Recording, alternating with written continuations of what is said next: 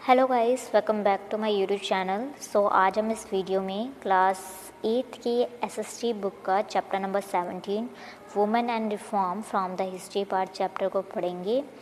But before starting the video I request you to please subscribe my channel and for the latest update don't forget to press the bell icon. The name of the chapter is women and reform, औरतें उनके लिए सुधार।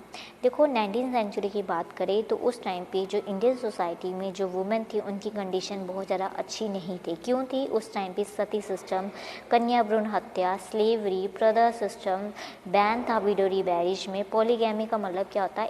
एक औरत के दो या दो से ज़्यादा हस्बैंड होना। ये सारे सोशल इवल्स सोसाइटी में प्रिवलेंट थी, फैले हुए थे, जिसके कारण जो वुमेन की जो कंडीशन थी सोसाइटी में अच्छी नहीं थी। बहुत सारे रिफॉर्मर्स थे, उन्होंने रिफॉर्म किए ताकि जो वुमेन्स थी उनकी जो कंडीशन है सोसाइटी में क्या हो जाए, इम्प्रूव हो जाए। अब पहले ये है कि हमें ये नीड क्यों पड़ी। First is female infanticide. Female infanticide का मतलब क्या होता है? कन्या भ्रूण हत्या। इसके रीज़न क्या थे? सेकेंड क्या था? उस टाइम पे जब लड़कियां पैदा होती थी उन्हें अनलक्की माना जाता था। क्यों अनलक्की माना जाता था? फर्स्ट, उनकी शादी पे उन्हें बहुत ज़्यादा स्पेंड करना पड़ता था। सेकेंड है, उनके लिए उन्हें अच्छा हस्बैंड नहीं मिलता था। चाइल्ड मैरिज, उस टाइम पे लड़कियों की बहुत जल्दी शादी हो जाती थी। Third is Sati system. Sati system में क्या होता था? अगर आपका हस्बैंड की डेथ होगी तो आपको भी उसकी चिता के साथ ही जला दिया जाता था। Ban of window remarriage means लड़कियां अगर कोई विधवा हो जाती थी उसको दोबारा शादी करने की परमिशन नहीं थी। Fifth is Prada system. उस टाइम प्रदा सिस्टम चला हुआ था कि औरतों को घूंघट में रहना पड़ता था, जिसके कारण उनका शारीरिक एवं मानसिक विकास नहीं हो पाता था। डाउरी सिस्टम क्या होता था? जो लड़की के पेरेंट्स थे उन्हें लड़की की शादी करने के लिए मनी लैंडर से लोन लेना पड़ता था, और सम टाइम कई गर्ल्स थी डाउरी के चक्कर में वो सुसाइड कर लेती थी, जो कि आज भी ये सोशल लेवल चलता आ रहा है। ठीक है, तो की वुमेन इलिटरेट, और उस टाइम पे लड़कियों को अनपढ़ रखा जाता था। क्यों रखा जाता था? क्योंकि उन्हें ये लगता था कि लड़कियों ने शादी करके अपने ससुराल चले जाना है। ठीक है, not given the equal women right. Women को उनके पेरेंट्स की प्रॉपर्टी में राइट नहीं दिया जाता था, कि सिर्फ जो पेरेंट्स की प्रॉपर्टी है उस पर पूरा राइट किसका होता था? लड़के का होता था। ठीक है, अब उसके बाद सोशल रिफॉर्मर ने इस पर अटेंशन पेड की। फर्स्ट पॉइंट क्या है कि वुमेन क्रिएटर है। अगर वुमेन को हम एजुकेट करेंगे तभी हमारी सोसाइटी का भला हो पाएगा। अगर वुमेन एजुकेटेड होगी तो सोसाइटी में चले आ रहे इवल्स हैं वो क्या करेगी? उसे रिमूव करेगी। ठीक है, इसके अलावा अगर आपने जो सोशल इवल्स है उसे ख़त्म करना है तो वुमेन की कंडीशन को भी इम्प्रूव करना पड़ेगा। ठीक है, इसके अलावा अगर एक कंट्री की आप चाहते हो उसकी कंडीशन इम्प्रूव हो तो वहाँ पे वुमेन का भी मेंस के इक्वल राइट होना चाहिए, और इसके अलावा वुमेन को राइट एंड फ्रीडम प्रोवाइड करना चाहिए। ठीक है, पुराने टाइम की बात करें, मीन्स ऑफ कम्युनिकेशन इतने अच्छे नहीं थे, but in modern time press की तरक्की होने के साथ, बुक्स इजीली अवेलेबल होने के कारण, न्यूज़पेपर इजीली अवेलेबल होने के कारण, मैगजीन इजीली अवेलेबल होने के कारण हम अपने आइडियाज़ को एक्सप्रेस कर पाए हैं। हमारी सोसाइटी में जो इवल्स है उसे हम रिमूव कर पाए हैं। ठीक है, वो कौन कौन से ताकि उनकी socially, politically, religious and economic जो प्रॉब्लम है वो क्या हो जाए, रिमूव हो सके। अब हम रिफॉर्मर्स के पढ़ते हैं। फर्स्ट हम राजा राम मोहन राय जी की बात करते हैं, और ब्रह्मो समाज उनके द्वारा एस्टेब्लिश किया गया था। इन 19th सेंचुरी के एक रिफॉर्मर थे।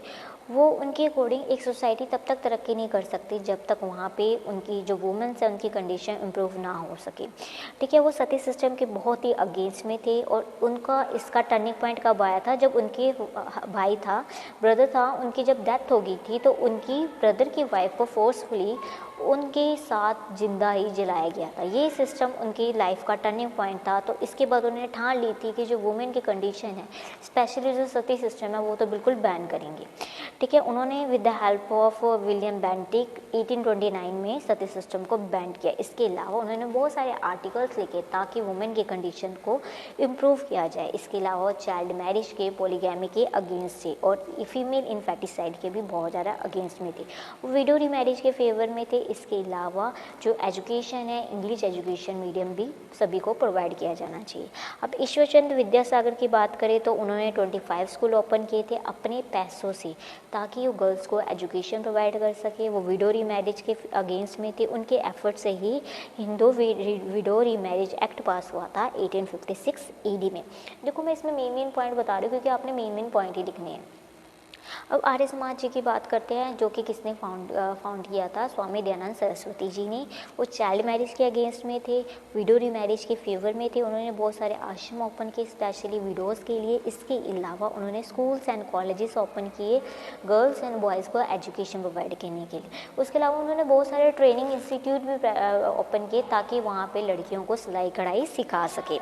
ठीक है, नाउ हम पढ़ते हैं efforts of sir Syed Ahmad Khan. वो मुस्लिम रिफॉर्मर थे। उनके अकॉर्डिंग वुमेन का मैन जितना इक्वल राइट होना चाहिए। ठीक है, वो चाइल्ड मैरिज के अगेंस्ट थे और प्रदा सिस्टम को उन्होंने बहुत ज़्यादा क्रिटिसाइड भी किया था। उन्होंने एक न्यूज़पेपर एस्टेब्लिश किया था जिसका नाम था तहजुल उल अलखा, जिसमें उस टाइम की जो सोशल इवल्स है उन्हें कैसे रिमूव किया जाए उसके बारे में वो बहुत बढ़ चढ़ के बताते थे। इसके अलावा वो वेस्टर्न एजुकेशन के साथ साथ रिलीजियस एजुकेशन के भी फेवर में थी। उन्होंने एक साइंटिफिक सोसाइटी ओपन की अलीगढ़ में 1862 में। ठीक है, उसके अलावा 1879 में सर सैयद अहमद खान जी ने Muslim Anglo Oriental college school open किया था अलीगढ़ में, जो कि बाद में उस स्कूल को 1878 में उन्होंने मुस्लिम एंग्लो ओरिएंटल कॉलेज ओपन किया था, जिसे बाद में चेंज करके अलीगढ़ मुस्लिम यूनिवर्सिटी नाम दे दिया गया था। अब पंजाब के रिफॉर्मर्स की बात करते हैं। फर्स्ट आपका आ जाता है निरंकारी मूवमेंट एंड बाबा दयाल जी। बाबा दयाल जी ने निरंकारी मूवमेंट स्टार्ट किया था। वो चाइल्ड मैरिज के, डाउरी सिस्टम के और सती सिस्टम के अगेंस्ट में थे और विडो रीमैरिज के फेवर में थे। सिंपल पॉइंट है ना। नामधारी जी एंड श्री सतगुरु राम सिंह जी की बात करें तो श्री सतगुरु राम जी सिंह जी ने नामधारी मूवमेंट को भैनी साहिब में इस्टेब्लिश किया था। 13 अप्रैल है, कहीं 12 लिख रहा है, वैसे 13 अप्रैल 1857 में किया था। वो चाइल्ड मैरिज के अगेंस्ट थे, फीमेल इंफेंटिसाइड, सती सिस्टम, डाउरी सिस्टम और कास्ट डिस्क्रिमिनेशन के वो बहुत ज़्यादा अगेंस्ट में थी। उन्होंने एक न्यू सिस्टम स्टार्ट किया था, आनंद मैरिज सिस्टम, जिसमें कि जो शादी होती थी सिर्फ 1.5 रुपीज़ में हो जाती थी और हमें डाउरी नहीं देना पड़ता था। अगर कोई पर्सन डाउरी नहीं दे पाता था तो वो उनकी शादी सतगुरु जी करवाते थे। अब सिंह सभा मूवमेंट की बात करें तो ये पर्दा सिस्टम, चाइल्ड मैरिज, पॉलीगैमी, और बैंड ऑन विडो रीमैरिज के अगेंस्ट थी। उन्होंने बहुत सारे स्कूल ओपन किए फिरोज, खालसा में एंड करौन में। ठीक है, अब स्वामी विवेकानंद जी की बात करते हैं और रामाकृष्ण मिशन की बात करते हैं। 1897 में स्वामी विवेकानंद जी ने रामाकृष्ण मूवमेंट इस्टेब्लिश किया था। उनके टीचर पे बहुत ज़्यादा प्रभाव पड़ा था, जिनका नाम क्या था, रामाकृष्ण परमहंस। उनकी मेमोरी में उन्होंने ये स्कूल ओपन किया था, ये मिशन ओपन स्टार्ट किया था। वुमेन, उन्होंने मेन स्पेशल एफर्ट्स किस पे दिए हैं, वुमेन की कंडीशन को इम्प्रूव करने के लिए। वो इस फेवर में थे कि जो वुमेन का इक्वल राइट होना चाहिए जितना, वो female infanticide, child marriage, dowry system के बहुत ही अगेंस्ट थे। इसके अलावा उन्होंने बहुत सारे स्कूल्स एंड लाइब्रेरी भी ओपन किए। Next is contribution of Keshav Chandra Sen. इन्होंने ब्रह्म समाज को ज्वाइन किया था 1857 में। ये वुमेन एजुकेशन में फेवर में थे, विडो मैरिज के फेवर में भी थे। ठीक है, उन्होंने चाइल्ड मैरिज और पॉलीगैमी के बिल्कुल ही क्या थे, वो अगेंस्ट थे। केशव चंद्र जी के फेवर से ही सेकेंड मैरिज में को 1872 में गवर्नमेंट ने बैन कर दिया था। अब Mrs any Basant and theosophical society की बात करें तो 1886 में इन्होंने ज्वाइन की थी इंग्लैंड में। ठीक है, ये चाइल्ड मैरिज के अगेंस्ट थी, कास्ट सिस्टम के अगेंस्ट थी। इन्होंने बहुत सारे स्कूल ओपन किए थे स्पेशली लोअर कास्ट पीपल के लिए, ताकि उनकी कंडीशन क्या हो जाए, इम्प्रूव हो सके और वो भी क्या कर सके, एजुकेशन गेन कर सके। इसके अलावा इन्होंने एक बनारस में कॉलेज भी ओपन किया था जिसका नाम था सेंटर हिंदू कॉलेज। अब हम महाराष्ट्र के जो कंट्रीब्यूटर है उनके बारे में बात करते हैं कि उन्होंने वुमेन की कंडीशन को इम्प्रूव करने के लिए क्या क्या कंट्रीब्यूट किए। अब है परमहंसा सभा की बात करें, 19th सेंचुरी में बहुत ज़्यादा प्रेवलेंट थी ये सभा। उन्होंने वुमेन की रिफॉर्म करने के लिए और सोसाइटी में कॉन्शियसनेस, चेतना जागरूक करने के लिए बहुत सारे एफर्ट्स किए हैं। ठीक है, ये कब स्टार्ट हुआ था, सोशल रिलीजियस मूवमेंट मुंबई में स्टार्ट हुआ था। ये आइडल वर्शिप पे और कास्ट सिस्टम के अगेंस्ट में थे। इन्होंने बहुत सारे स्कूल्स ओपन किए ताकि वहाँ पे जो वुमेन है एजुकेशन गेन कर सके। इसके अलावा इन्होंने बहुत सारे स्कूल ऐसे भी ओपन किए जहाँ पे नाइट में एजुकेशन प्रोवाइड की जाती थी। ठीक है, 1856 AD में गवर्नमेंट ने ज्योतिराव फुले ने एक स्कूल ओपन किया पुणे में, स्पेशली लोअर कास्ट जो गर्ल्स थी उनको एजुकेशन प्रोवाइड करने के लिए। उनके एफर्ट से ही 1856 में गवर्नमेंट ने विडो रीमैरिज लॉ पास किया था। अब प्रथाना समाज की बात करें तो महाराष्ट्र में हुआ था 1869 में। इसके पॉपुलर लीडर की बात करें तो महादेव गोविंद रानडे और रामाकृष्ण गोपाल थे। इस कास्ट सिस्टम के अगेंस्ट थे, चाइल्ड मैरिज के अगेंस्ट थे, इसके अलावा विडो रीमैरिज के फेवर में थे। इन्होंने बहुत जगह को एजुकेशन इंस्टीट्यूट, ऑर्फनेज, अनाथालय ओपन किए थे लोगों के लिए। अब हम एफर्ट्स, अब उनका इफेक्ट क्या हुआ था, ठीक है।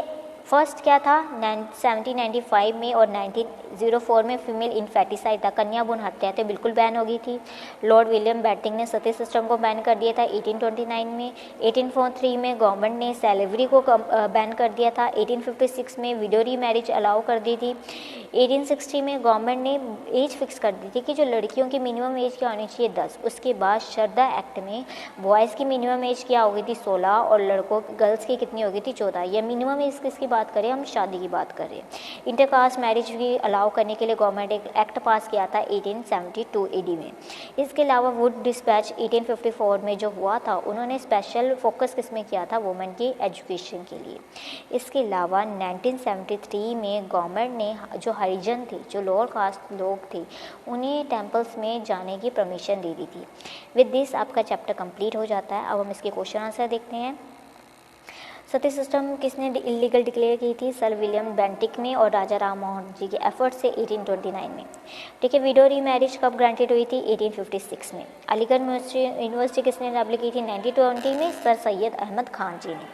When and where who founded the Namdhari movement, 13 April 1857 में श्री सदगुरु राम सिंह जी के द्वारा भैनी साहिब में हुआ था। Where Singh Sabha establish education institute for women, Firozpur, Kairon and Bahadur. Raja Ram Mohan ji के हम पढ़कर आए हैं कि वो वुमेन एजुकेशन के फेवर में थे, सती सिस्टम के अगेंस्ट थे, प्रथा सिस्टम के अगेंस्ट थे, चाइल्ड मैरिज के अगेंस्ट थे, पॉलीगैमी के अगेंस्ट थे। उन्होंने बहुत सारे स्कूल्स ओपन किए वुमेन की एजुकेशन को इम्प्रूव करने के लिए। ईश्वर चंद्र विद्यासागर की बात करें तो मेन पॉइंट क्या था, उन्होंने 25 स्कूल ओपन किए थे अपने पैसे से, किसके लिए, वुमेन एजुकेशन के लिए, ठीक है। इन्होंने विडो रीमैरिज, मेन इसमें एक पॉइंट आ जाएगा, विडो रीमैरिज एक्ट पास किया था, ठीक है। सर सैयद अहमद खान की बात करें तो ये भी प्रथा सिस्टम एंड चाइल्ड मैरिज के अगेंस्ट थे, ये डिवोर्स सिस्टम के भी अगेंस्ट थे। इनका मेन पॉइंट इसमें ये है, बाकी तो पॉइंट सभी है। स्वामी दयानंद जी की बात करें तो स्वामी दयानंद जी का सबसे मेन पॉइंट क्या था कि उन्होंने ट्रेनिंग इंस्टीट्यूट ओपन किए थे। इसके अलावा उन्होंने विडो जो आश्रम थे वो ओपन किए थे, विडो रीमैरिज के ये फेवर में थे, ठीक है। फिलिंग द ब्लैंक्स करते हैं। The women in Hindu society had no right to inherent property after the sati of his brother wife, a new turn come into the life of Raja Ram Mohan Roy. यहाँ पे ईश्वर चंद्र विद्यासागर गलत है। Due to the effort of Keshav Chandra Vidyasagar 1872 AD ban क्या हो गई थी, second marriage. Dash contempt divorce system, sir Syed Ahmad Khan, ठीक है। उसके बाद डैश ज्वाइन थी फोर्सिकल society in 1886 AD in England, Annie Besant. With this आपका चैप्टर कंप्लीट हो जाता है। I hope through this video आपको ये चैप्टर अच्छे से अंडरस्टैंड हो गया होगा। अगर आपको वीडियो पसंद लगी तो प्लीज़ आप इसे लाइक कीजिए, शेयर कीजिए और चैनल को जरूर सब्सक्राइब कीजिए। Thank you for watching this video.